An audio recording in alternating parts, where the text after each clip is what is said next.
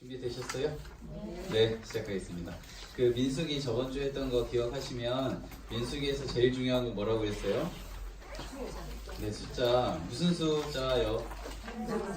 네, 전쟁 나가는 그런 사람 숫자잖아요. 그래서 이 인구 조사를 하는 것이 이 민수기에서 제일 중요하다. 기억나세요? 네. 그래서 인구 조사를 한 번 했어요, 두 번 했어요, 세 번 했어요? 두 번 했죠. 한 번은 1장이고요. 한 번은 몇 장이라고요? 26장. 네, 이륙 했잖아요. 이륙. 26장. 자, 26장에서 인구조사를 왜 했어요? 몇 장 때문에? 25장. 뭐예요? 뭐 어떤 일이 있었어요? 시띠무맹. 자, 시띠무맹은 어떤 이야기 때문에 이 음행이 이루어졌다고 기억나세요? 네, 발람 이야기. 발람의 꾀 때문이다. 31장에 나온다. 이렇게 얘기했어요. 그죠? 기억하시죠? 네. 자, 이제 전쟁을 딱 할 때, 자, 사람 수를 다 셌어요. 그 다음에 해야 되는 것이 진배치라고 했어요. 자, 진배치에서 동서남북 중에 어디가 제일 중요하다고 했는데요. 네, 동쪽의 첫 번째. 누구였어요? 유다죠. 자, 남쪽의 첫 번째 누구였어요? 르벤. 자, 혈통으로 하면 누가 첫째예요? 르벤이죠. 르시레유 이렇게 했어요. 그러면 유다는 네 번째인데 지금 첫 번째 위치에 있어요. 그러니까 이것은 그냥 단순히 동쪽의 첫 번째뿐만 아니라 이렇게 예물을 드릴 때도 첫 번째, 행군할 때도 첫 번째, 다 첫 번째예요. 제일 좋은 자리예요. 쉽게 말하면. 그런데 이 르벤이 여기에 있지 않고 여기 있고, 유다가 첫 번째가 아닌 뭐 몇 번째, 네 번째나 뭐 이렇게 있는 게 혈통상 맞는데 첫 번째 있어요. 이 상황에서 제일 불만이 많은 데가 어느 지파일 것이다? 르벤 지파일 것이다. 이게 제가 저번 주에 다 드렸던 얘기인데, 자, 여기 또 제사장들, 레위인들이 이 안에 살았는데요. 여기서 제일 중요한 사람들 어느 쪽에 살았다고요? 동쪽. 동쪽에 누구랑 살아요? 모세와 아론의 자손들이 살아요. 그러니까 지도자랑 이제 그 대제사장들 가문이. 근데 이 모세 아론은 레위의 세 집안에서 남쪽에 있는 고핫 집안 사람이었다. 이 얘기 기억나시죠? 그래서 이 고핫 자손과 르벤 자손이 결탁해서 고라 반역 16장에 있었고, 이것에 대한 정치적인 이제 그걸 한 게 아론의 쌍난 지팡이. 기억나시죠? 네. 그러면 또다시 이쪽으로 와서 복습하는 의미로 두 번 했는데, 1장에서도 유다가 제일 많았어요. 인구조사 했을 때. 26장에서도 유다가 제일 많았어요. 1장에서는 므낫세가 제일 적었고, 26장에서는 시므온이 제일 적었어요. 그러면 시띠무맹에 가장 적극적으로 가담한 지파는 시므온 지파라는 것을, 이 구조를 잘 이해하셨다면 이해가 된다. 자, 이제 우리 16장으로 가서 보도록 하겠습니다. 16장. 민수기 16장 1절 가겠습니다. 1절 222면 민수기 16장 1절. 레이의 증손 고핫의 손자 이스라엘의 아들 고라. 자, 어느 누구의 손자예요? 고핫의 손자 고라와 그 다음 시작. 르벤 자손 엘리압의 아들 다단과 아비람과 벨렉의 아들 온이 당을 짓고. 자, 당을 지었는데 이게 왜 문제가 되는지 이제 설명을 드릴게요. 가까운 곳에 있는 얘네들의 뭐 이해가 맞아서 이렇게 이야기를 나눌 수는 있잖아요. 근데 이 사람들이 이제 반항을 하는 거거든요. 반역을 한 건데, 2절을 한번 볼게요. 2절 시작. 이스라엘 자손 총회에서 택함을 받은 자 곧 회중 가운데 이름 있는 지휘관 250명과 함께 일어나 모세를 거스르니라 라고 되어 있어요. 그래서 지휘관 250명이 했다는 건 지휘관은 어떤 사람들이었어요? 기억나세요? 네. 천부장, 백부장, 뭐 50부장 이런 사람들이잖아요. 천부장은 1000명의 그 병사를 거느리고 있는 사람이에요. 백부장, 100명, 50부장, 50명 이렇다고 했었는데요. 어쨌든 250명이 그냥 한 명으로 생각하시면 안 되고 한 명이 1000명, 뭐 한 명이 100명 이렇게 거느리고 있다라는 거예요.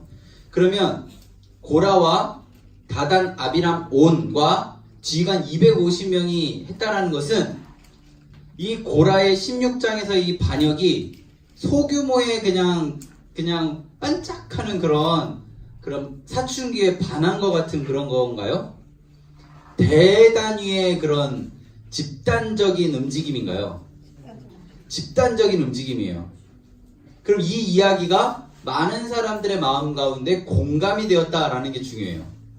그러니까 지금 이 이야기가 사람들의 이야기 속에서는 굉장히 공감을 일으키는 이야기였다.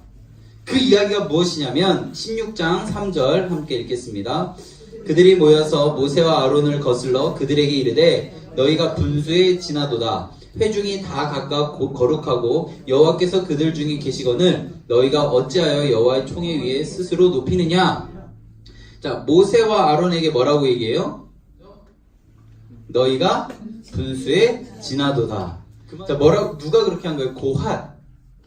그리고 이 무리 중에 르우벤 지파의 원래 혈통적으로 첫째, 뭔가 이 정치적인 아니면은 경제적인 뭐 여러 가지 상황에서 이 공동체 안에 그 질서에 대한 반항이 될 수 있는 마음이 있는 그런 사람들이 얘기한 거예요.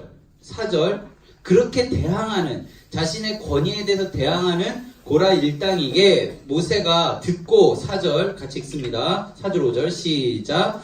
모세가 듣고 엎드렸다가 고라와 그의 모든 무리에게 말하여 이르되 아침에 여호와께서 자기에게 속한 자가 누구인지 거룩한 자가 누구인지 보이시고 그 사람을 자기에게 가까이 나오게 하시되 곧 그가 택하신 자를 자기에게 가까이 나오게 하시리니 이렇게 하라. 너 고라와 내 모든 무리는 향로를 가져와라. 그래서 도대체 누가 하나님이 택한 사람인지 한번 이 자리에서 정리를 좀 하자 이렇게 한 거예요. 지금 모세는 그렇게 기분이 좋은 상태가 아니에요. 지금 이 직전에 어떤 상황이에요? 민수기 13장 14장에서 어떤 이야기가 있었어요? 기억나세요? 12정탐꾼에서 정탐을 보내놨더니 정탐 보고를 받은 것을 자기 스스로 해석해서 그 많은 사람들이 애굽으로 돌아가자 지휘관 바꾸자 막 이런 얘기를 하고 있었던 때예요. 근데 하나님께서 정리하셔서 그래도 좀 진정시켜서 데리고 꾸역꾸역 왔는데 바로 고라 반역이 일어난 거예요. 그 마음 가운데 어떻겠어요? 배고프다면 밥 주고 목마르다면 물 주고 막 나에게 대항하면 하나님께 가서 기도하고 하나님이 화내시려고 하면 그래도 이게 다스려가지고 겨우 이렇게 했던 상황에서 자기의 지도권에 대해서 딱 얘기하니까 8절 한번 우리가 같이 볼까요? 8절 9절 시작. 모세가 또 고라에게 이르되 너희 레위 사람들아 들으라. 이스라엘 하나님이 이스라엘 회중에서 너희를 구별하여 자기에게 가까이 하게 하사 여호와의 성막에서 봉사하게 하시며 회중 앞에 서서 그들을 대신하여 섬기게 하심이 너희에게 작은 일이겠느냐. 지금 너가 하는 일이 절대 작은 일이 아니다.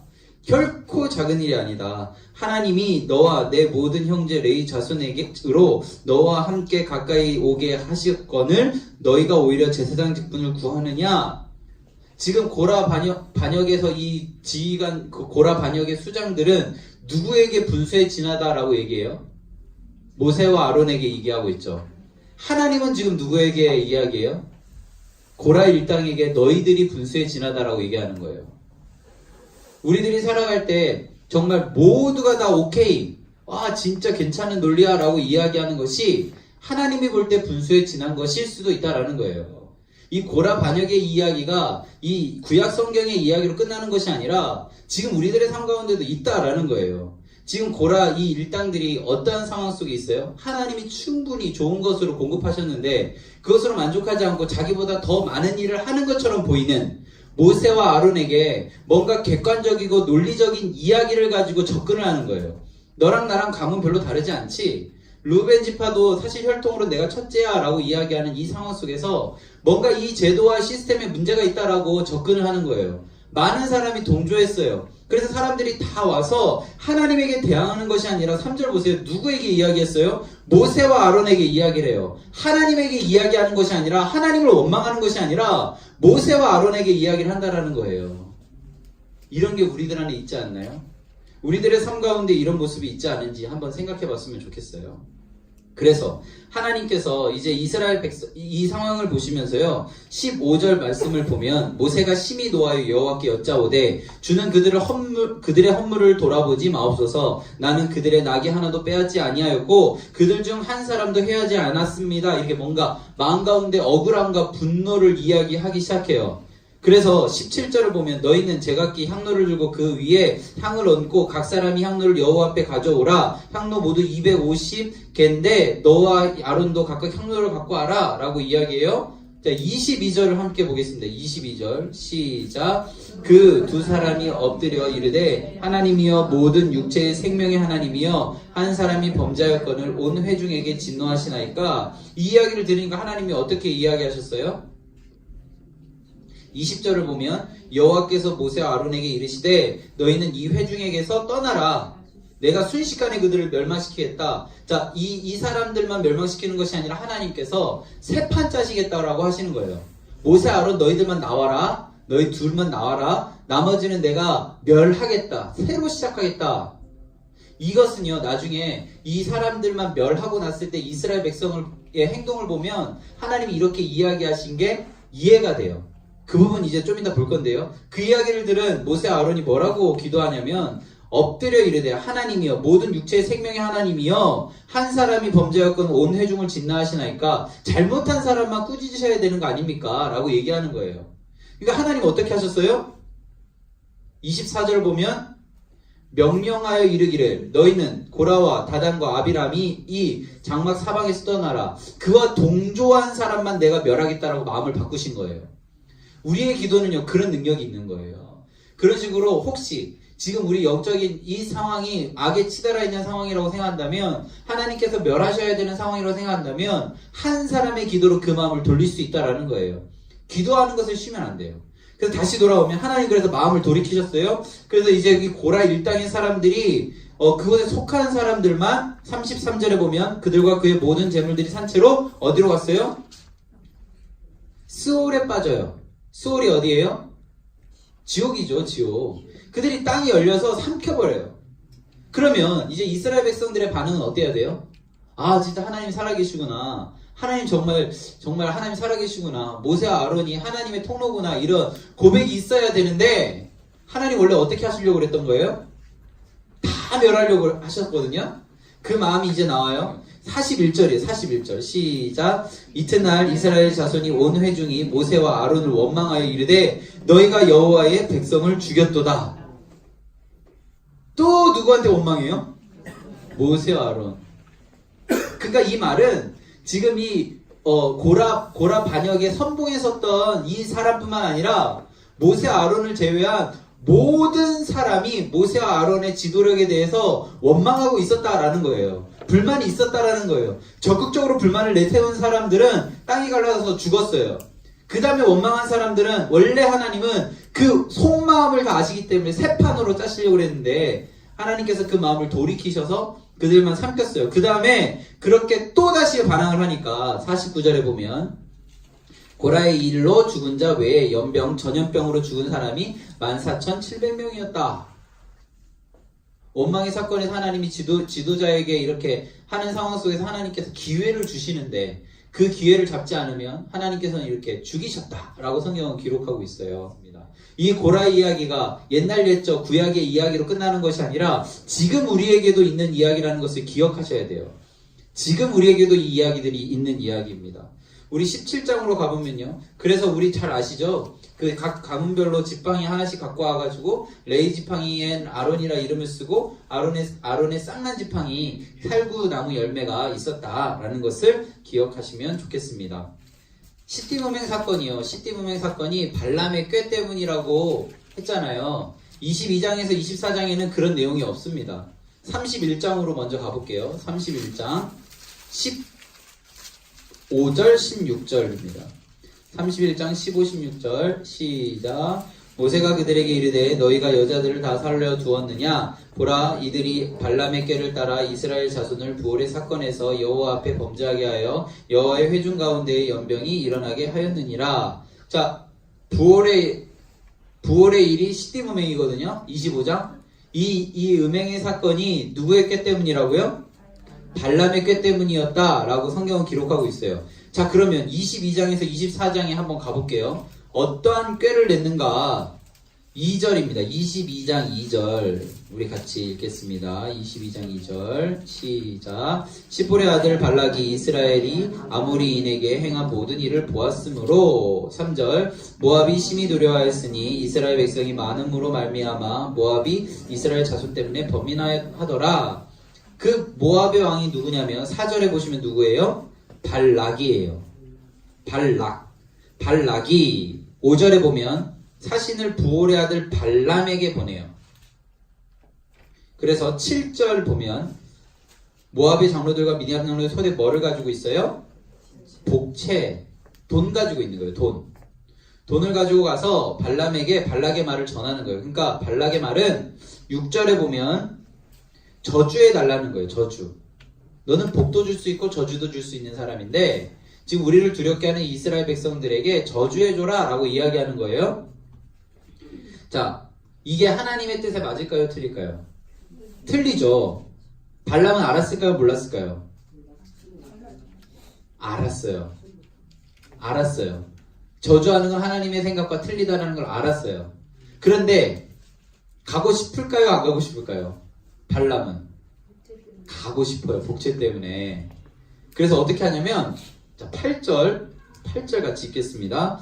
발람이 그들에게 이르되 이 밤에 여기서 유숙하라. 여호와께서 내게 이르시는 대로 너희에게 대답하리라. 모압 귀족들이 발람에게서 유숙하니라. 자, 하나님의 뜻이 아니라는 것을 분명히 알았을 텐데 발람은 좀만 여기 하루만 주무시고 계시면 제가 하나님께 가서 좀 잘 얘기해서 같이 갈 수 있는 방향으로 좀 한번 해볼게요. 이렇게 한 거예요.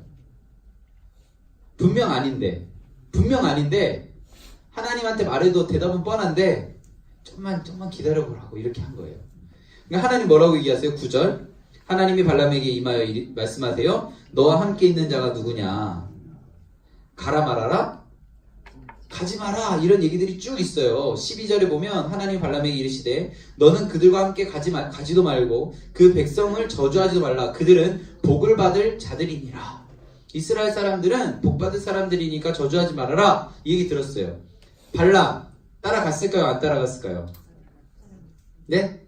따라갔을 것 같죠? 근데 안 따라가요. 발람이 마음은 왔다 갔다 하는데요. 하나님 하지 말라면 그래도 안 했어요. 발람은 좀 그런 지금 사람이거든요. 발람은 안 가요. 자 보세요.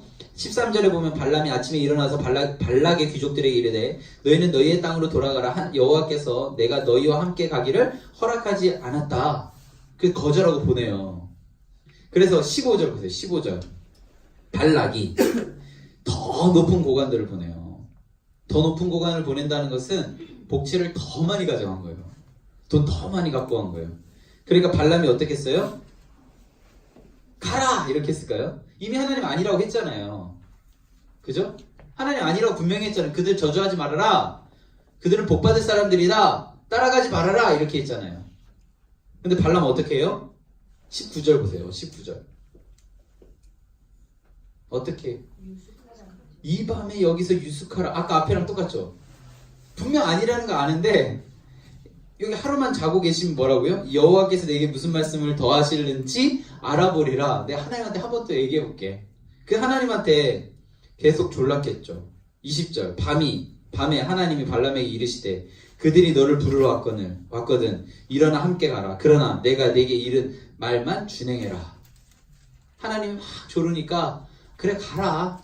근데 그게 그래 가라. 이게 가라는 거예요? 말라는 거예요? 가지 마. 좀 내 마음 좀 알아라. 그만 좀 알아. 이런 의미예요. 근데 우리 발람 초등학생 가라니까 신나가지고요. 21절 아침에 일어나서 자기 나귀 안장을 지우고 모압 고관들과 함께 가니 그가 감으로 말미암아 어떻게 됐어요? 하나님이 어떻게 하셨어요?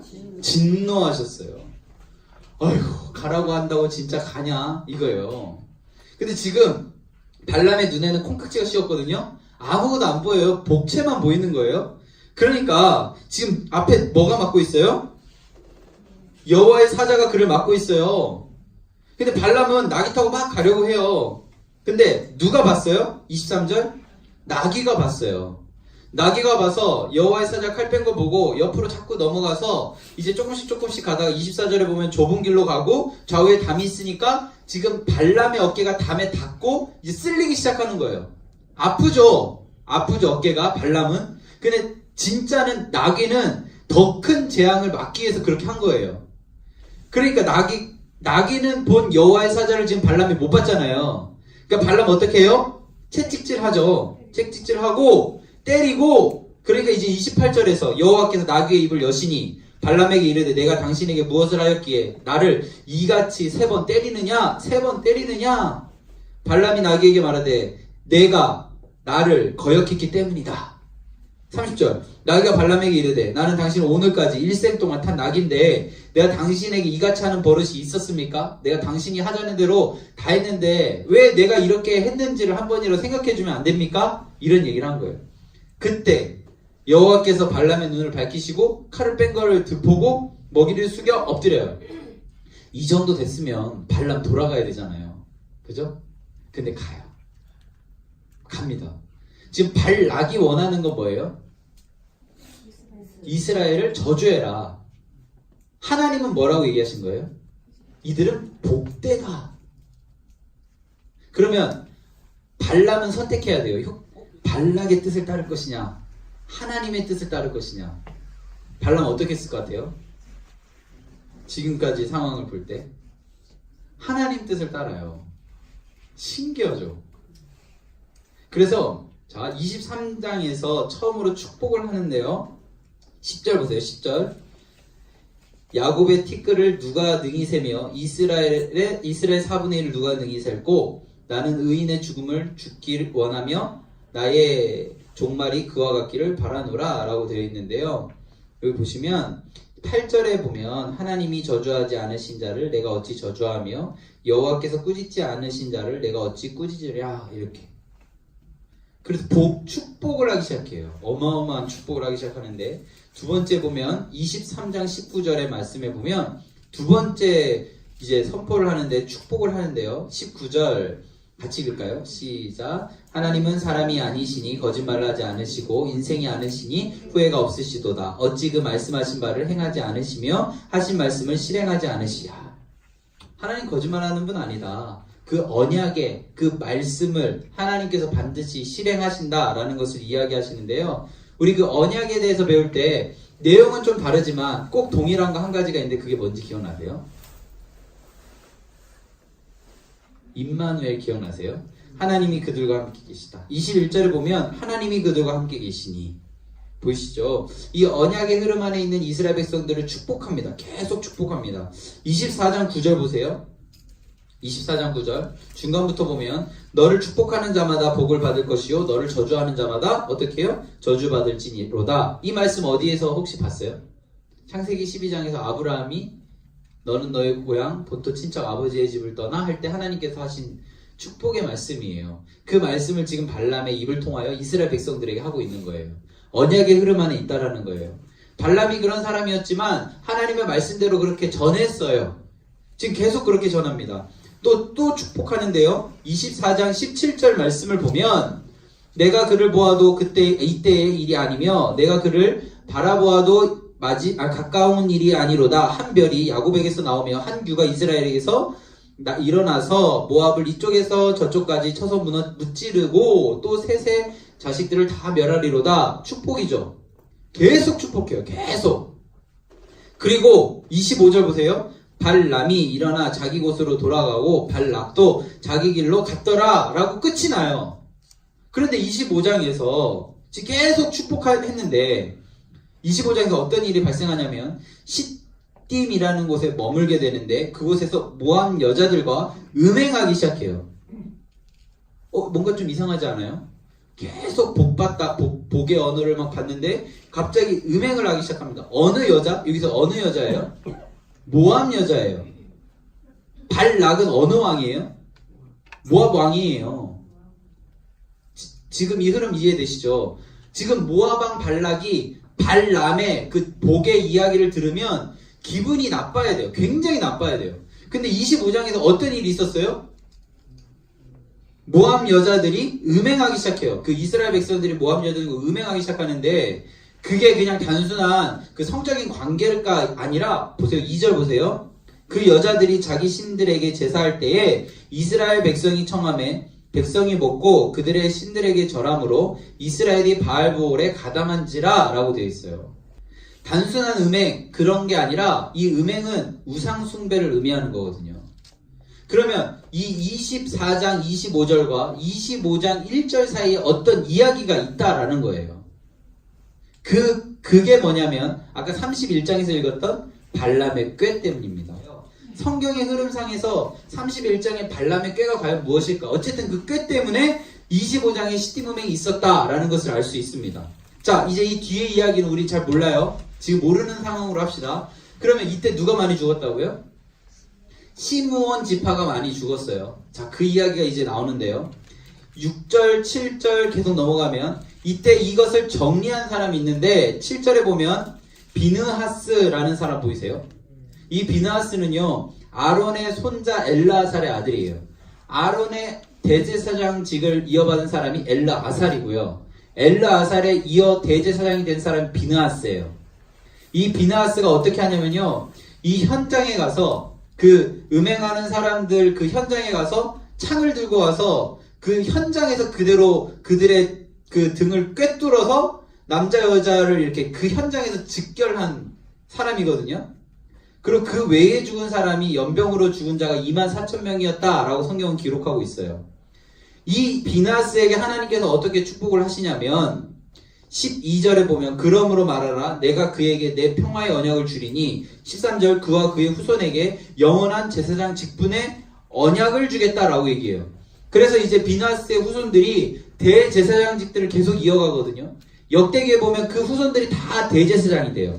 자, 이 이야기들 속에서 비나스는 지금 무엇을 한 거예요? 헌신을 한 거예요. 헌신. 아무도 하지 않으려고 하는 것을 지금 헌신한 거거든요. 지금 혹시 디나 아세요? 디나가 누구일까요? 네, 야곱의 그 딸이잖아요. 그죠? 야곱의 딸이 그 이웃 동네에 갔다가 그 부끄러움을 당하고 돌아온 이야기를 그 아들들이 들어요. 그 야곱의 아들들. 그러니까 자기 누이가 이웃 동네에 가서 그런 좀 우리의 마음을 불편하게 하는 그런 일을 경험하고 와요. 그러니까 이제 야곱은 그런 옆 동네에 가서 잘 이제 그 사건 처리 잘 하고 잘 마무리 잘 하고 와라 했는데 이제 그 형제 중에 2명 시몬과 레이가 있어요. 가서 그 할례를 해서 너희들이 할례를 하면 우리랑 화친하겠다 라고 얘기하니까 그 사람들도 이제 자신들이 실수했고 미안하니까 그렇게 하겠다고 해요. 할례 다 아시죠? 할례를 하면 이게 움직임이 좀 부자유스럽게 돼요. 그 사이에 그 일당들을 다 죽여버리거든요. 그러면 야곱은 이제 어떻게 축복하는지 볼게요. 그 사건 때문에 49장으로 가볼게요. 창세기 49장. 창세기 49장 5절에 보면 시몬과 레이에 대한 이야기가 나오는데요. 시몬과 레이를 보고 뭐라고 했냐면 우리 49장 5절 같이 읽을게요. 시몬과 레이는 형제요 그들의 칼은 폭력의 도구로다. 축복이 없어요. 이때 시몬과 레이를 굉장히 안 좋게 보거든요. 이 두 개의 좀 부정적인 이야기를 들은 이 두 아들이 신명기 33장으로 가면 정반대가 됩니다. 신명기 33장 351면에 있는데요. 모세가 12지파에 축복을 해요. 33장을 이렇게 눈으로 쫙 보면요. 시므온이 있는지 없는지 한번 보세요. 시므온 지파가 없어요. 아예 지파에서 축복에서 빠져요. 그러니까 시므온 지파는요. 나중에 거의 없는 지파예요. 유다에 그냥 귀속되어지게 되는데요. 레이는 어떻게 되냐면 8절 보세요. 레이에 대하여 보이시죠? 그게 11절까지 가요. 레이는 8절에 보면 주의 웅림과 둠림 재판권을 갖게 되고 10절에 보면 주의 법도 율법 가르치며 그리고 온전한 제단 위에 드릴 수 있고 11절에 보면 재산 풍족하고 대적하는 사람 허리 끊어버리겠다 이런 얘기들로 축복을 해주거든요. 원래 시몬과 레이는 출발이 그렇게 좋지 않았어요. 그런데 레이가 어떤 이야기 속에서 이제 이런 축복 안으로 들어오게 되냐면 출애굽기 32장에서 금송아지 이야기 아시죠? 우리 출애굽기 32장 28절 가겠습니다. 출애굽기 32장 28절 132면이에요. 자, 같이 읽을게요. 시작. 레위 자손이 모세의 법 말대로 행하며 이 날에 백성 중에 3,000명 가량이 죽임을 당하리니 리라. 모세가 이르되 각 사람이 자기의 아들과 자기 형제를 쳤으니 오늘 여호와께 헌신하게 되었느니라. 그가 오늘 너희에게 복을 내리시리라. 하나님이 헌신하니까 복 주셨다. 비나스 어떻게 했어요? 헌신하니까 영원한 제사장 직분 주셨다라는 거예요. 우리가 뭔가를 할 때 참 힘든 것들이 있어요. 근데 계속 헌신이라는 것은 사람의 편이 아닌 하나님의 편, 하나님의 마음에 서 있는 사람들이 헌신했다라고 해요. 여기 보시면요. 14절에 보면 민수기 25장 14절에 보면 그것에 적극적으로 가담한 게 시므온 지파라는 사실을 알 수 있는데 14절에 보면 미디안 여인과 함께 죽임을 당한 자의 이름은 시므리니 살루의 아들이요 시므온인의 조상의 가문 중 한 사람이었다라고 되어 있어요. 여기 어느 조상의 가문의 지도자 이런 표현이 여기 시므온 지파밖에 없거든요. 그래서 이 사람들이 이제 전염병에 죽게 되고 26장 1절에 보면 연병 후에 여호와께서 모세와 제사장 아론에게 말씀해서 다시 인구조사를 해라 라는 부분이 나옵니다. 자, 그래서 쭉 이제 민수기 이제 마무리 좀 하려고 하는데요. 민수기 30장으로 갈게요. 이 구약에서 남성과 여성 중에 서원을 더 잘할 수 있는 사람이 누구일까요? 남성이 자기가 한 말대로 하기가 쉬울까요? 여성이 하기가 한 말대로 쉬울까요? 남성이 더 쉬워요. 그죠?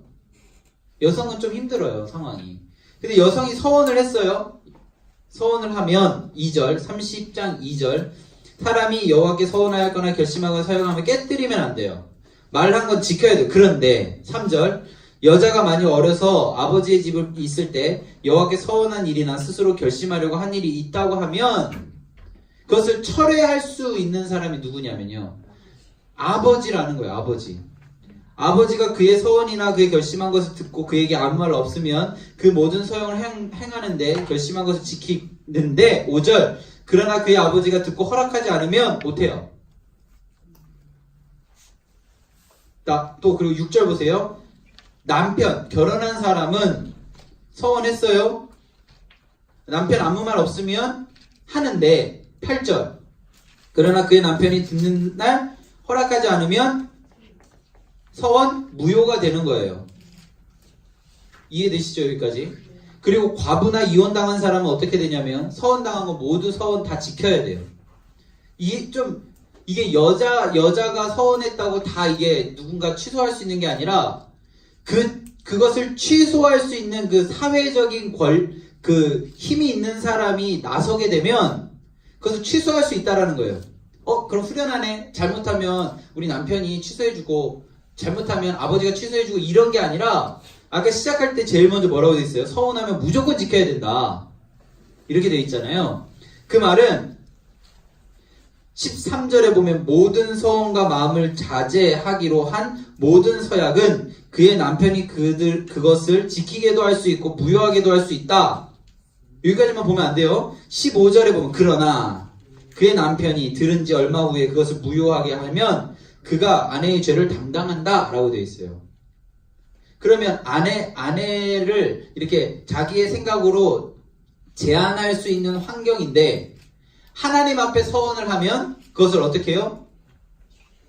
마음에 들지 않으면 그것을 취소하는 순간 그 모든 서원의 값은 누구에게 오는 거예요? 남편에게 온다라는 거예요. 이 이야기들 지금 현대 2019년도에 한국의 정서를 읽으면 이해가 잘 되는 것이 아니에요. 지금 이것을 그냥 여자 남자로 생각하지 마시고요. 그 문화권 안에서의 그런 좀 힘이 약한 사람 그리고 좀 힘이 센 사람의 이 구조 안에서 힘이 좀 있는 사람이 약한 사람의 하나님 앞으로 나아가는 걸 제재할 수 있다. 근데 만일 제재해버리면 그 모든 죄가는 여자에게서 그 제재한 사람에게 남자에게로 옮겨졌다. 지금도 마찬가지예요. 지금도. 그래서 우리가 하나님 앞에 서원하는 것은 쉽게 하는 게 아니에요. 그냥 뭔가 이렇게 막 뭔가 어렵게 자녀를 낳게 돼서 우리 아들 하나님께 드립니다 이렇게 그 감동 안에서 해서 나실인 되는 게 아니라 뭔가 서원을 한다는 건요 굉장히 많은 고민과 또 생각과 여러 가지 정말 이거는 안 지키면 안 된다라는 확신이 있을 때에만 뭔가 마음에 하나님이 그런 감동이 왔을 때에만 하나님께 서원하는 거예요. 그래서 우리가 하나님 앞에 이게 서원을 한다는 것은 아주 값지고 아주 소중한 거예요.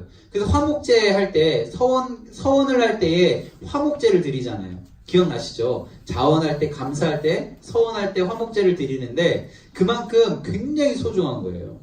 근데 그것을 뭔가 어떤 상황 속에서 취소시킬 수 있는 그런 그 인간적인 권력 안에서의 그런 상황 속에 취소해버리면 그 사람이 그 모든 것들을 대신해야 되거나 죄가를 그 사람이 물어야 된다라는 것은 성경에 기록되어 있다라는 것을 오늘 함께 봅니다. 자, 신명기 우리 볼게요. 신명기는 어떤 책이에요? 신명기 우리 교재를 좀 볼게요. 신명기 18쪽인데요. 뒤에 영어로 막 써놨는데 저도 발음하기 힘들 정도로 길게 써있네요. 다시라는 거예요. 다시. 여기 신명기 할 때 신이요. 새 신자가 아니에요. 거듭하다 할 때 신자. 거듭 명령하다. 이해되시죠? 그럼 왜 거듭 명령했을까? 무엇을 기억하기 위해서? 이건 제가 읽을 줄 알아요. remember. 뭘 기억해요? 조상들의 모습을 기억하라고. 야, 너희들의 조상이 이랬었거든? 그랬더라? 이런 얘기 하는 거예요. 그것을 기억하라고 한 이유는 왜요? 약속의 땅 가나안 땅에 들어가서는 하나님 말씀 잘 지키고 여호와만 섬겨라 라는 거예요. 1장부터 11장에 좀 그런 이야기들이 있는데요. 우리 쭉 보면 4장 2절 한번 볼게요. 신명기 4장 2절. 1장부터 11장까지 너무나도 좋고 읽으면 감동되는 말씀이 많은데요. 우리 몇 구절만 이렇게 좀 읽어볼게요. 4장 2절 시작. 내가 너희에게 명령하는 말을 너희는 가감하지 말고 내가 너희에게 내리는 너희 하나님 여호와의 명령을 지키라. 여기 어떤 얘기가 있어요? 가감하지 말고. 그죠? 더하지도 말고 빼지도 말고. 그러면서 처음 나온 게 뭐예요? 3절. 여호와께서 바알보올의 일로 말미암아 행하신 바를 너희가 눈으로 보았거니와 바알보올을 따른 모든 사람을 너희의 하나님 여호와께서 너희 가운데 멸망시키되 바알보올의 일이 뭐예요? 민수기 25장의 시띠무맹 사건이에요. 가감한 대표가 뭐예요? 바알보올의 일이었다라는 거예요. 하나님의 말씀을 더하거나 빼지 말라고 했는데 그 더하거나 뺀 거에 제일 대표적인 예가 바알보올의 일이라는 거예요. 그러니까 민수기 25장의 이 시띠무맹 사건은요 그냥 단순한 우상숭배라고만 생각하는 것이 아니라 이스라엘 사람들이 약속의 땅 가나안에 갔을 때 절대 해서는 안 될 일이 바로 이것이고 우상숭배이고 지도자들은 무엇을 하면 안 된다? 가감하면 안 된다. 하나님의 말을 내 말로 바꾸어서 연설하면 안 된다라는 거예요. 저는 이 땅에 있는 많은 설교자들이요 연설하지 않고 설교하면 이 나라 대한민국에 있는 한국교회가 정상적인 건강한 나라가 될 거라고 생각해요. 한국교회에 있는 설교단에 오르는 많은 사람들이 강연을 하거나 연설을 하지 않는다면 하나님의 말씀만을 가감없이 전한다면 우리 안에 우상숭배하는 일이 일어나지 않는다라고 확신해요. 우리가 가감하기 때문에 하나님의 말씀이 아닌 것을 내 생각을 하나님의 말씀이냐? 이야기하기 때문에 우상숭배가 이루어진다라고 생각해요. 우리 안에 성령님이 계신데 이 교회 안에 성령님이 늘 함께 하시는데 우리 안에 분쟁과 다툼과 아픔이 있다면 하나님 안에서 그게 정화되어져야 되잖아요. 무엇으로요? 예수 그리스도의 보혈로. 고라반역처럼 될 수 있다라는 거예요. 우리 안에는 죄인이기 때문에요. 서로가 그런 이해 합산이 맞으면 그 죄가 더해져서 그게 죄가 아닌 것처럼 보일 수 있거든요. 저는요 지금 한국교회가 들고 일어나는 많은 이야기들이 있어요. 뭐 이슬람이라든지 그런 뭐 기타 이야기들 있잖아요. 그건 중요한 거라고 생각하지 않아요. 물론 해야 돼요. 열심히 기도해야 돼요. 그런데 그것보다요 저는 교회가 교회 되려면 성경을 바로 봐야 된다고 생각해요. 그런 집회하는 것도 물론 중요하지만 그 집회하는 그런 열심만큼 성경을 봐야 되지 않을까? 이런 마음이 있어요. 그래서 저 같은 이런 마음을 다 하고 있을 거예요. 근데 이걸 흐트러 놓으려는 많은 움직임들이 있다라는 거예요. 하나님 말씀 못 듣게 하는 게 사단이잖아요. 사단이 여러 가지 방법으로 그걸 막아요. 가감하게 해요. 그 대표가 뭐라고요? 바알볼의 이야기예요.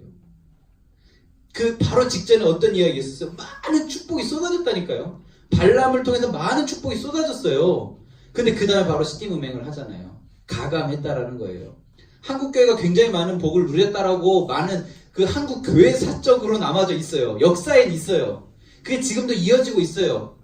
그 축복이 이어져 가는 데 있어서 바알볼의 일이 엄청나게 많이 이루어질 수 있다는 것을 성경은 이야기하고 있어요.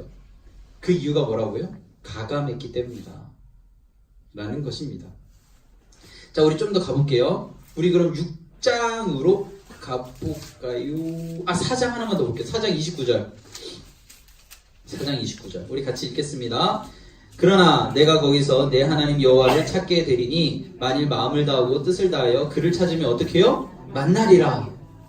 하나님 못 만나셨으면 이유가 뭐예요? 안 찾았기 때문이에요. 찾으면 만나리라.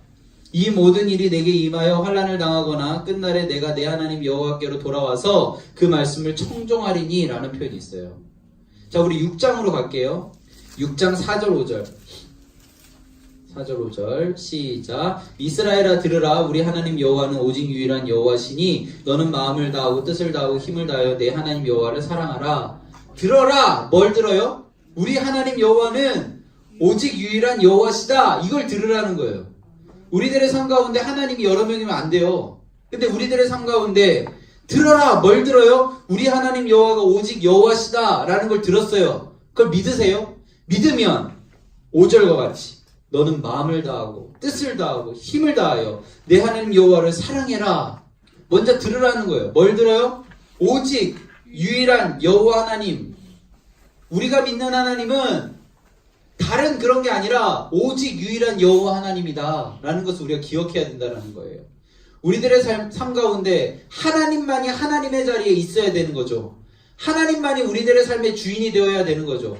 그게 된 것을 믿으면 우리는 마음을 다하고 뜻을 다하고 힘을 다하여 여호와 하나님을 사랑할 수 있는 거예요. 우리가 하나님을 사랑하지 못하는 이유는요, 오직 유일한 여호와 하나님이 아니기 때문이에요. 우리가 하나님을 마음을 다하고 뜻을 다하고 힘을 다하여 정말 주님을 진정으로 사랑하지 못하는 이유를 묻는다면 그건 우리들의 삶 가운데 하나님이 아니기 때문이에요. 우리들의 삶 가운데 또 여러 가지 것들에 내가 쥐어야 되는 것, 가져야 되는 것이 내 자리 속에서 하나님의 자리에 있는다면 우리는 하나님을 사랑할 수가 없어요. 그래서요, 하나님을 사랑하려면 우리는 들어야 돼요. 하나님이 한 분, 하나님이시라는 걸 우리가 들어야 돼요. 우리가 믿어야 돼요. 믿고 하나님 마음을 다하고 뜻을 다하고 힘을 다해서 사랑해야 돼요. 제가요, 여기 나온 방법이 있어요. 하나님 사랑하면 정말 온 정성을 다해서 하나님만 생각하거든요. 그럼 여기 보세요. 어떻게 되어 있어요?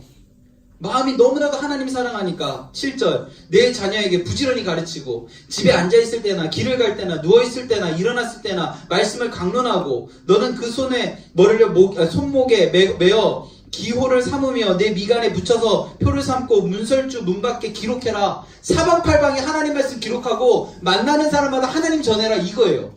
로마서에 보면요, 내가 복음을 부끄러워하지 아니하노니 라는 부분이 있어요. 하나님의 복음을 부끄러워하지 않으면 우리들의 삶 가운데 하나님이 능력이 되거든요. 자랑할 수밖에 없어요. 자랑하니까 당연히 능력이 나오죠. 우리들의 삶 가운데 말씀이 정말 필요한지, 내 삶 가운데 얼마나 그것이 있는지, 제가 지금 핸드폰이 저 뒤에 있어서 그걸 못 보여드리는데요. 정말 핸드폰 맨 화면 딱 켰을 때 우리가 정말 하나님의 말씀을 기억해야 되지 않나요?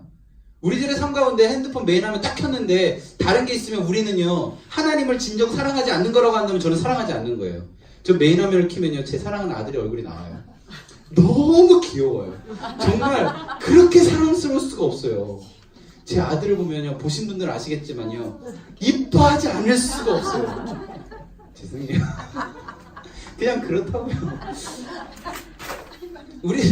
우리들의 삶 가운데요, 정말 마음은 정말 하나님 사랑해야지 하지만 그렇게 안 되는 지점들이 있어요.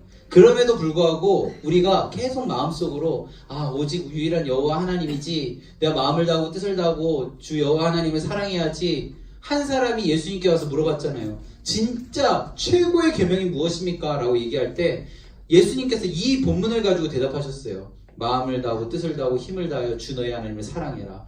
이 본문, 그것을 할 수 있는 사람은 어떤 사람이에요? 하나님만이 여호와 하나님만이 하나님이다 라고 고백하는 사람이라는 거예요.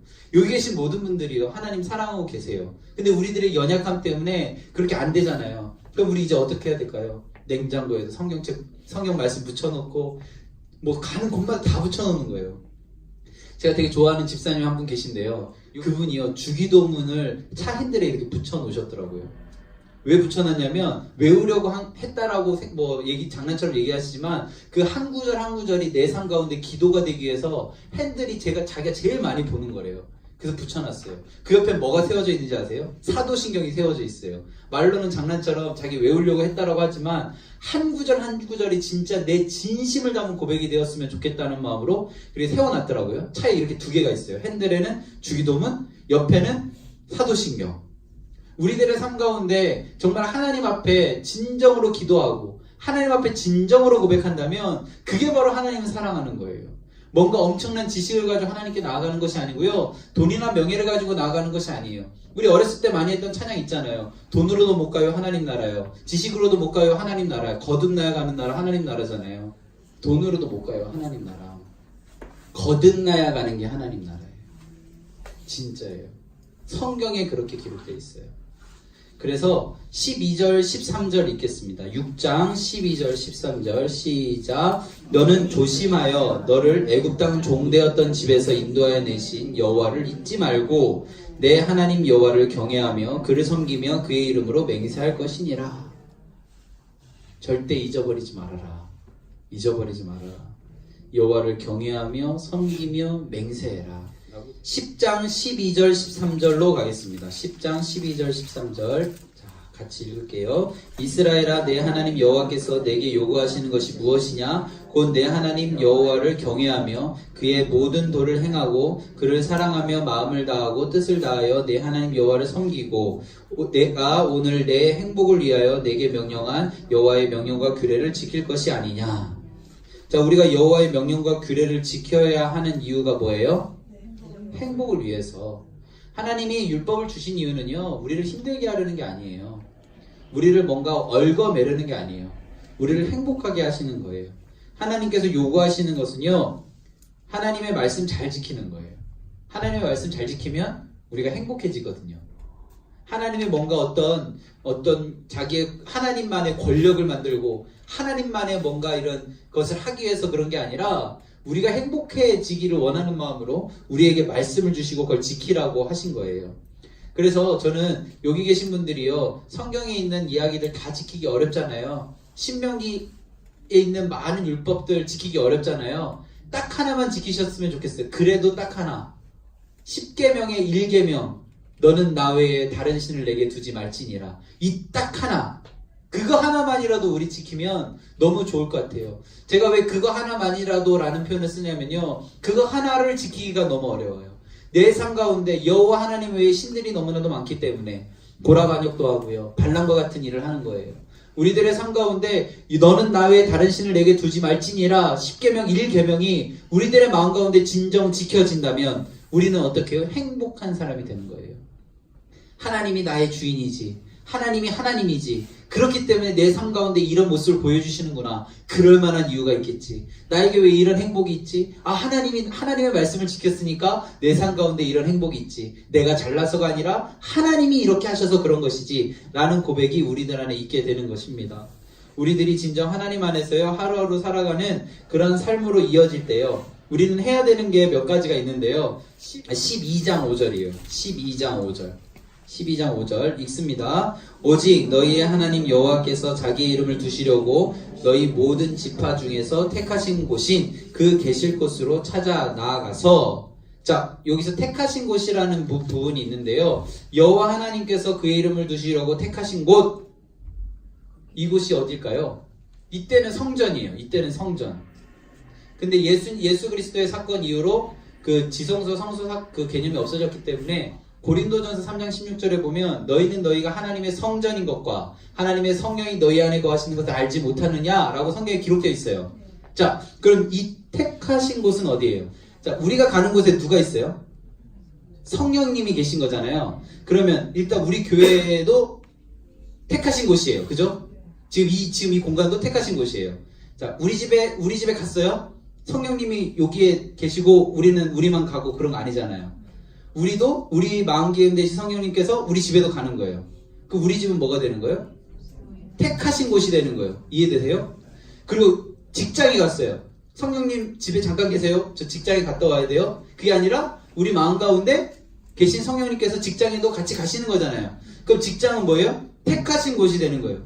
이해되시죠? 그런 조건이 형성이 돼요. 그러면 이게 되려면 우리의 선포가 필요해요. 우리 선포. 교회 문 열고 딱 들어올 때 어떻게 해요? 여기는 택하신 곳이야. 그러면 택하신 곳이 되는 거예요. 이해되시죠? 우리들의 선포가 중요한 거예요. 집에 문을 열고 딱 들어갈 때 여기는 택하신 곳이야 하면은 그것이 뭐가 되는 거예요? 택하신 곳이 되는 거예요. 직장도 딱 문을 열고 들어갈 때 여기 택하신 곳이야 하면 택하신 곳이 되는 거거든요. 그게 왜 중요하냐면 하나님 안에서 우리가 그 자리에 하나님이 보내셨다라는 믿음이 생기게 되는 거예요. 딱 문을 열고 들어왔는데 성령님 앞에 이 택하신 곳이야 라고 안 하면 우리들 눈에 보이는 여러 가지 마음 가운데 불편한 것들이 있어요. 그게 아니라 여기 택하신 곳이야. 말씀을 듣고 우리가 하면 어떻게 해요? 우리 안에 행복이 있어요. 근데 우리들의 눈으로 보면 고라반역과 같이 서로를 힘들게 한다는 거예요. 직장에 갔을 때 하나님이 나를 힘들게 하려고 직장에 보내셨을까요? 아니에요. 우리 행복하게 하려고 직장에 보내신 거예요. 그럼 들어갈 때 여기 하나님 택하신 곳이야 하면 나에게 어떤 상사가 막 나를 힘들게 해요. 그럼 뭐가 생각나야 되냐면 사울이 생각나야 돼요. 아, 하나님 나를 다윗과 같이 하나님 만드시기 위해서 사울과 같은 저 상사를 보내셨군요. 하나님 감사합니다. 저 다윗이에요.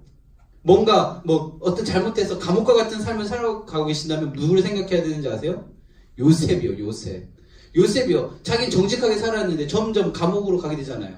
그런 상황 속에서 왜 하나님 제가 이제 하나님 잘 지키면서 살았는데 저의 삶은 점점 나락을 떨어지는 것 같아요? 하나님 그게 아니라 하나님 저의 삶을 요셉과 같이 인도하시는군요. 성경 공부를 하면요. 하나님 요셉과 같이 인도하시는군요. 제 마음을 제가 잘 지키는 것이 아니라 하나님이 저를 잘 지켜주신다면 하나님의 때에 맞게 제가 그 준비되어짐으로 인하여 하나님 귀 쓰실 것을 믿습니다. 이렇게 이야기할 수 있는 거예요. 우리를 힘들게 하는 것이 무엇이냐면요. 내 시선이에요. 고라가 힘들었던 게 뭐예요? 시선이라는 거예요. 이미 많이 받았는데, 이미 많이 누리고 있는데 그 분수에 지나친 말을 하는 이유는 뭐예요? 내 눈에 보이는 것 때문에 힘든 거예요.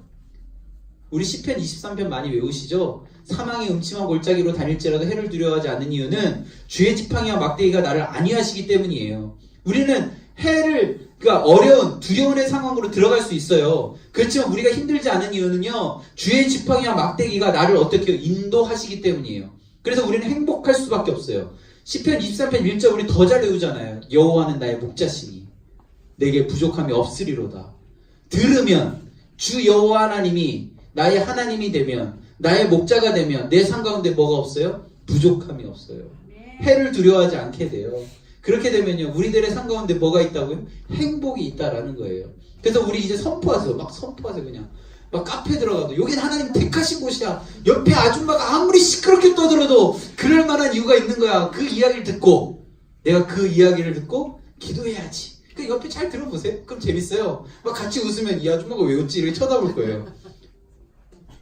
버스를 탈 때도 지하철을 탈 때도 여기는 택하신 곳이야. 난 그리스도인이야.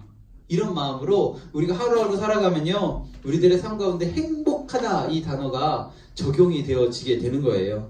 자, 행복한 사람들에게요, 택하신 곳에 있는 사람들에게 늘 함께 가는 게 7절이에요. 7절. 우리 7절 같이 읽을까요? 시작. 거기 곧 너희의 하나님 여호와 앞에서 먹고 너희의 하나님 여호와께서 너희 손으로 수고한 일에 복 주심으로 말미암아 너희와 너희 가족이 어떻게 해요? 즐거워할지니라. 얼마나 좋아요. 일단 집에 갔어요. 들어갈 때 택하신 곳이야 라는 선포로 인해서 하나님이 즐거움으로 인도하신다. 그리고요, 이게 계속 반복적이에요. 그런 얘기들이 12절에 보면 너희와 너희 자녀와 노비와 함께 너희 하나님 여호와 앞에서 즐거워할 것이다. 18절에 보면 오직 내 하나님 여호와께서 택하실 곳에서 내 하나님 여호와 앞에서 너는 내 자녀와 노비와 성중에 거주하는 레위인과 함께 그것을 먹고 또 내 손으로 수고한 모든 일로 말미암아 내 하나님 여호와 앞에서 즐거워하되 즐거워할 수 있다라는 거예요. 하나님 택하신 곳에서 즐거워하는 것이 하나님의 마음이에요. 15장으로 가겠습니다. 15장 11절. 15장 11절입니다. 자, 같이 읽을게요. 시작. 땅에는 언제든지 가난한 자가 그치지 아니하겠으므로 내가 내게 명령하여 이르노니 너는 반드시 내 땅 안에 내 형제 중 곤란한 자와 궁핍한 자에게 내 손을 펼지니라 라고 되어 있어요. 땅에는요 언제든지 경제적으로 어려운 가난한 자가 그치지 않는다 라고 되어 있어요. 이것은 뭔가 이렇게 정책적으로 해결되어지는 일이 아니에요. 그러면 하나님께서 원하시는 것은 무엇이냐면 아까 어떻게 해요? 택하신 곳에서 함께 즐거워하는 것. 이것을 계속 말씀하고 계시는데요. 하나님께서 우리에게 말씀하시는 이 상황 속에서 가난한 것이 그쳐지진 않는데 그 상황 속에서 우리가 손을 뒤로 하는 것이 아니라 우리가 그들에게 손을 펴서 그들의 삶 가운데 그 어려움들을 도와라. 그러나 12절에 보면 이 상황들 속에서 종이 되는 사람이 있다라는 겁니다. 경제적인 상황 속에서 돈을 다 갚지 못한 사람이 자신의 노동력으로 그 돈을 갚아야 되는 상황들이 있다. 그런데 6년이 지나면 그게 탕감이 되고 풀려나게 되는데 그 종에서 그 친분이 풀려나게 되는데 13절에 보면 어떻게 되어 있냐면 빈손으로 가게 하지 말고 14절 어떻게 해요? 후히 줘서 보내라. 내 하나님 여호와께서 내게 복을 주신 대로 그에게 줄지니라 라고 되어 있어요. 함께 즐거워하려면요 다시 이 사람들이 노비가 되는 이런 상황들이 좀 덜 발생해야 되잖아요. 근데 주려면 어떻게 무엇이 먼저 돼야 되냐면 하나님이 나에게 주셨구나 라는 그 마음이 있어야 된다는 거예요. 하나님이 나에게 주셨다라는 그 고백이 없으면요 줄 수가 없어요. 지금 나에게 있는 건 내 게 아니야. 하나님이 나에게 주신 거야. 하나님이 나에게 주셨기 때문에 하나님이 내게 복을 주신 대로 나는 줄 수 있어 라고 이야기할 수 있는 거죠. 이 후히 줄 수 있는 사람은요 하나님이 나에게 주셨다라는 이 고백을 할 수 있는 사람만이 할 수 있다라는 것입니다. 우리 조금 이제 17장에 있는 왕에 대한 이야기를 좀 해볼게요. 왕은 어떤 사람을 왕으로 뽑아야 될까요? 우리는 정치적 지도자를 어떤 기준으로 뽑아야 돼요? 성경은 18절에 보면 나와요. 율법서의 등사본. 그러니까 성경책이에요. 성경책. 율법서의 등사본을 책에 기록하여 평생 자기 옆에 두고 읽어 그의 하나님 여호와를 경외하기를 배우며 이 율법의 모든 말 이 규례를 지켜 행할 것이다 라고 되어 있어요. 자, 첫 번째 정치 지도자가 되려면 어떤 사람이어야 되냐면 여호와를 경외하는 사람이 되어야 한다라고 성경은 기록해요. 이 말은 이 뒷면에 어떤 이야기가 있어요? 여호와를 경외하는 사람은 어떤 사람이에요? 여호와를 경외하는 것이 뭐의 근본이에요? 지식의 근본이죠. 지혜의 근본이죠. 여호와를 경외하는 사람은 어떤 사람이에요? 지식 있는 사람이고 지혜로운 사람이에요. 정치 지도자는요 뭔가 내세울 수 있는 것 뒤로 미루고 지혜로운 사람과 지식 있는 사람이 되어야 된다라는 겁니다. 그런 사람들은 여호와를 경외한다라는 거예요. 여호와를 경외하는 사람을 어느 중에 세우라고 그랬어요? 20절에 보면 누구 위에? 형제 위에 보이세요? 형제 위에 교만하지 아니하고 라는 표현이 있어요. 정치 지도자는요 뭔가 피라미드의 제일 끝점에 있어서 그걸 누르려는 사람이 아니라 그 모든 자기가 이제 정치적으로 이제 관리해야 되는 사람들을 형제라고 여길 수 있는 사람이어야 한다라는 거예요. 그래서 좌로나 우로나 치우치지 않는 사람. 이 사람들의 특징은요 16절에 보면 병마를 많이 두지 않는다. 병마를 많이 두지 말아라. 17절 보면 아내를 많이 두지 말아라. 그리고 그 다음에 자기를 위하여 은금을 많이 쌓아두지 않는 사람이라는 거예요. 이걸 하나님 명령하셨어요. 그래서 첫 번째로 우리가 하나님 안에서 지금 크리스찬이니까, 교회 다니고 있으니까, 하나님 믿고 있으니까 우리가 성경 읽는 것을 게을리하면 안 된다라는 것이 여기도 나와요. 자, 18절에 보면 어떻게 해요? 율법서의 등사본을 책에 기록하여 19절 평생 자기 옆에 두고 읽어. 그러니까 우리가 성경을 읽는 것은 여호와 경외하기를 배우는 거예요. 여호와 경외하기를 배우면 어떻다고요? 지혜와 지식이 우리 안에 생긴다. 그리고 율법의 모든 말과 이 규례를 지켜 행하게 된다. 말과 규례를 지켜 행하면 우리들은 어떤 사람이에요? 행복한 사람이에요. 자, 제가 계속 반복적으로 이야기 드리는데 말씀을 듣고 지키면 우리는 행복한 사람이 된다라는 거예요. 그래서 우리는 계속 성경을 읽어야 한다라는 것입니다. 자, 첫 번째, 정치 지도자들은 이런 기준, 형제 중에 세워야 돼요. 자, 그 다음에 이제 종교적 지도자, 선지자에 대한 이야기를 해볼게요. 15절에 보면, 그리고 18절에 보면 누구 중에 세워라? 형제 중에 세워라. 보이시죠? 형제 중에 세워라. 같은 이야기예요. 뭔가 피라미드의 끝점에 있다라기보다는 하나님께서 그 마음을 전하는 통로라는 거예요. 통로. 그럼 이 사람이 정말 하나님이 세운 사람인지, 하나님의 선지자인지, 아니면 자기가 뭔가 이렇게 잘 내세울 것이 있어서 선 사람인지를 구분하는 게 22절에 있어요. 22절 같이 읽겠습니다. 만일 선지자가 있어 여호와의 이름으로 말한 일에 증언도 없고 성취함도 없으면 이는 여호와께서 말씀하신 것이 아니요 그 선지자가 제 마음대로 한 말이니 너는 그를 두려워하지 말지니라 라고 되어 있어요. 선지자가 선포를 했어요. 그런데 증언도 없고 성취함도 없어요. 그럼 그 판단을 누가 할 수 있어요? 우리는 못해요. 우리가 그걸 판단하려고 하면 바로 고라 사건이 생기는 거예요. 이 한국교회 많은 이야기들이 다 이런 거 아닌가요? 뭔가 내가 어떤 상황들 속에 있는 것들을 내 스스로 판단해서 저거 아무런 뭐 증언도 없고 성취함도 없네? 저 하나님 세우신 분이 아니네? 이렇게 되는 거 아닌가요? 이야기가. 그런 게 아니라 그 판단은 누가 하는 거예요? 하나님이 하는 거예요. 우리가 판단하면 그게 뭐라고요? 분수의 지나친 행동이라는 거예요. 우리는 그런 상황이 우리 안에 느껴지면 만약 그 자리가 정말 너무 힘들면 그 자리 잠깐 피하는 거예요. 피하는 거. 그리고 그 자리를 놓고 우린 기도해야 돼요. 하나님, 제 눈에 이런 게 자꾸 보입니다. 제 이런 마음이 자꾸 듭니다. 제 마음이 너무나도 불편합니다. 자꾸 저의 주변에 그런 사람들이 모입니다. 저는 어떻게 해야 할까요? 하나님께 계속 기도하는 거예요. 하나님 계속 묻는 거예요. 묻고 기도하고 아뢰면서 하나님 안에서 그것들을 해결해 나가는 거예요. 우리가 진짜 하나님 안에서 어떻게 살아가야 될지를 묻는다면 하나님 시시비비를 가리는 것이 아니라 하나님의 뜻이 무엇인지를 묻는 것. 그게 우리들의 삶 가운데 가장 중요한 부분이라는 것을 기억해야 됩니다. 자, 정치 지도자도 그렇고요. 종교 지도자도 그렇고 어쨌든 지도자들은 누구 가운데 세워라? 형제 중에 세워라 라는 거예요. 형제 중에 세워라. 자, 20장으로 갈게요. 20장에 가면 전쟁에 관련된 이야기들이 나오는데요. 5절에 보면 집을 건축하고 낙성식을 행하지 못한 자. 6절에 보면 포도원을 만들고 그 과실을 먹지 못한 자. 7절에 보면 여자에게 약혼하고 그와 결혼하지 못한 자. 8절에 보면 두려워서 마음이 허약한 자는 전쟁에 나가지도 않아도 돼요. 전쟁에 안 나가도 되는 사람 네 사람이에요.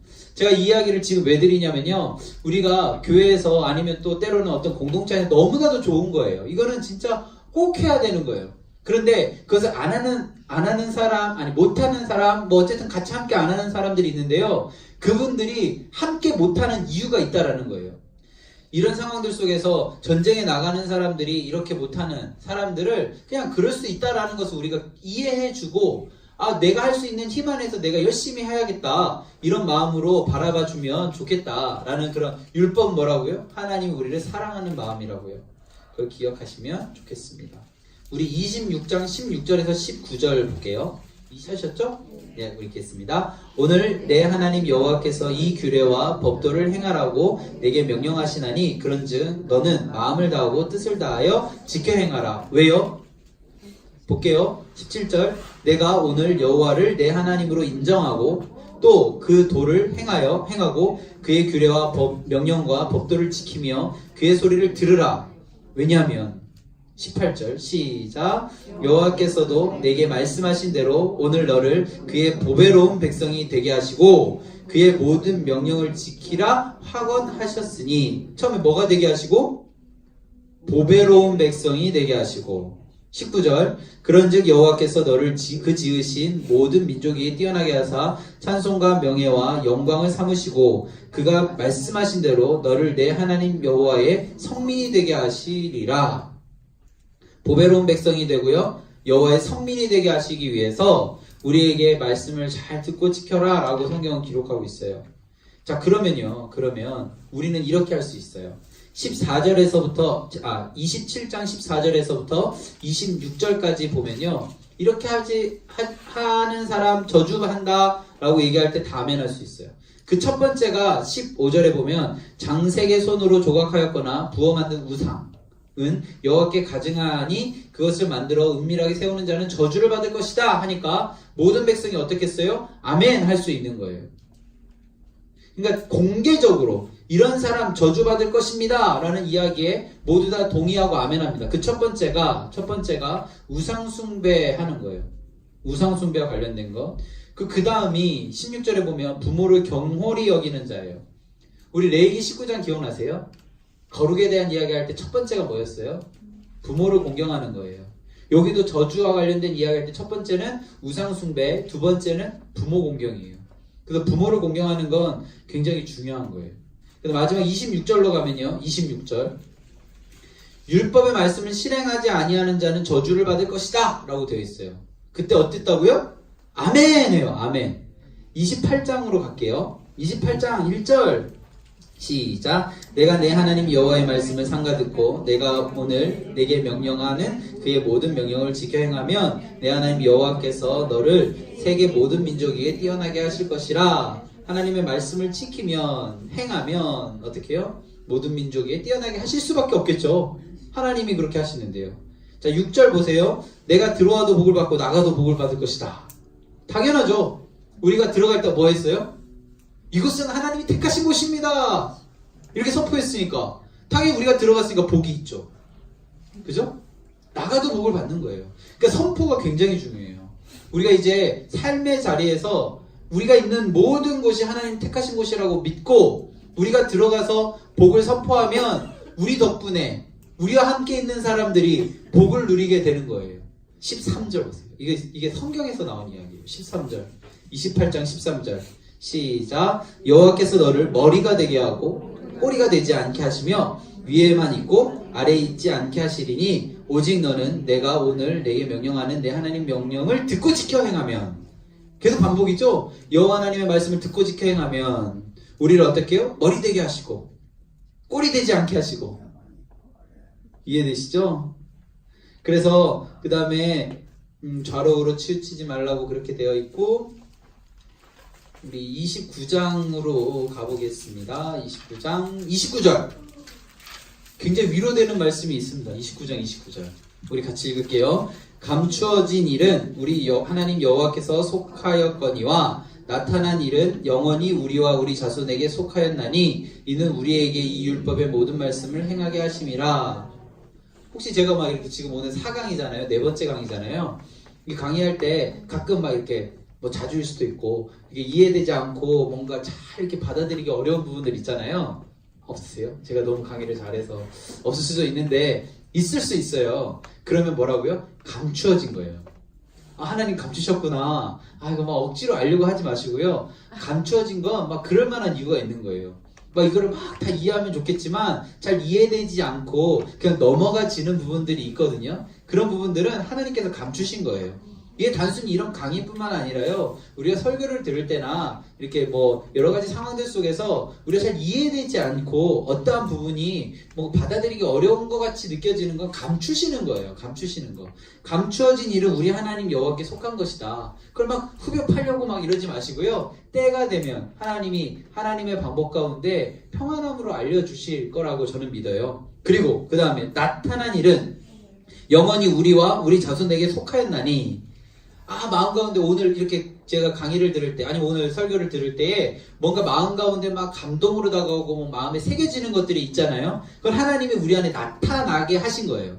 그러면 우리에게 뭐예요? 그게 속하게 된 거예요. 하나님은 우리를 우리의 삶 가운데 그것을 새겨주신 거예요. 그러면 어떻게 되는 거예요? 하나님이 그것을 모든 말씀을 행하게 하십니다 라고 되어 있어요. 그래서 우리를 행복으로 이끌어 가시는 거죠. 우리 30장 갑니다. 30장 15절 우리 같이 읽을게요. 보라, 내가 오늘 생명과 복과 사망과 화를 내 앞에 두었나니. 우리들의 삶 가운데 생명도 있고 복도 있고, 여기서 끝나면 좋은데 사망도 있고 화도 있다라는 거예요. 그래서 아까 제가 말씀드렸잖아요. 시편 23편에서 사망의 음침한 골짜기도 우리들 앞에 있다라는 거예요. 그러면 우리도 어떻게 해야 돼요? 아이고, 이게 아니라 하나님이 두셨나니, 하나님이 두었나니, 내 앞에 하나님이 두셨지. 우리 19절 볼게요. 19절, 내가 오늘 하늘과 땅을 불러 너희에게 증거를 삼노라. 내가 생명과 사망과 복과 저주를 내 앞에 두었은즉 너와 내 자손을 살기 위하여 생명을 택하고. 결국 하나님께서 좋은 길로 인도하시기 위한 방법이라는 거예요. 뭔가 내가 삶 가운데 뭔가 왜 자꾸 이런 일이 있지? 그렇지만 그럴 때마다 내 마음 가운데 들어야 되는 생각은 하나님이 두셨지. 다윗에게 사울을 두셨듯이 요셉에게 형제들이 그 마음 가운데 불편함이 있어서 미디안 상인에게 팔게 하고, 보디발 그 아내의 유혹에 넘어갈락 말락하는 지점까지 가고, 감옥에 가게 되고, 이런 모든 것들이 인간의 눈으로 볼 때 별로 좋은 상황이 아니에요. 근데 하나님이 그렇게 두셨다라는 거예요. 결국 하나님께서 생명의 길로 인도하신다는 것을 우리가 기억하고 나아갔으면 좋겠습니다.